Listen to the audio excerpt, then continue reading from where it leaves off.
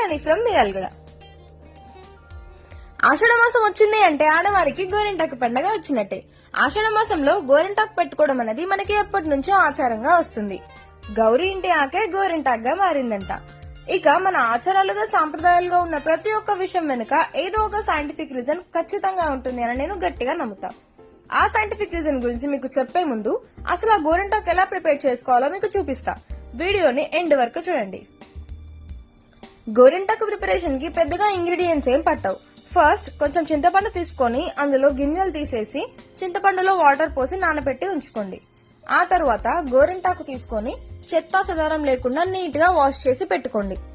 గోరింటాకు ఇలా నీట్ గా ఫ్రెష్ గా ఉంటేనే మంచిగా పండుతుంది. తెంపిన 3-4 డేస్ తర్వాత అయితే ఆకంతా కలర్ చేంజ్ అయిపోతుంది. అప్పుడు గోరింటాకు సరిగ్గా పండదు. ఇక మన నెక్స్ట్ అండ్ లాస్ట్ ఇంగ్రీడియంట్ వచ్చేసి నిమ్మరసం. గోరింటాకులో నిమ్మరసం వేయడం వల్ల చాలా మంచిది, ఇంకా మంచి కలర్ కూడా వస్తుంది. ఒక 1/2 కప్ నిమ్మరసం సరిపోతుంది. అన్నట్టు మన ఛానల్ ని సబ్స్క్రైబ్ చేసుకున్నారా? చేసుకోకపోతే ఇక్కడ కనిపిస్తున్నట్టు రెడ్ కలర్ సబ్స్క్రైబ్ బటన్ ని ఒత్తి పక్కన ఉన్న బెల్ ఐకాన్ ని ఆల్ లో పెట్టుకోండి. అప్పుడు మీకు నేను వీడియో అప్లోడ్ చేయగానే తెలుస్తుంది. చింతపండు కూడా మంచిగా నానిపోయింది. మళ్ళీ ఒకసారి గింజలు ఉన్నాయేమో చూసుకోండి, ఎందుకంటే మిక్సీలో వేసాక ఇబ్బంది అవుతుంది. ఓన్లీ ఈ 3 ఇంగ్రీడియంట్స్ తోనే సూపర్ గా పండే గోరింటాకు రెడీ అయిపోతుంది. ఇంకా ఏం వేయాల్సిన అవసరం లేదు. గోరింటాకు, చింతపండు, ఇంకా నిమ్మరసం ఇవే చాలు.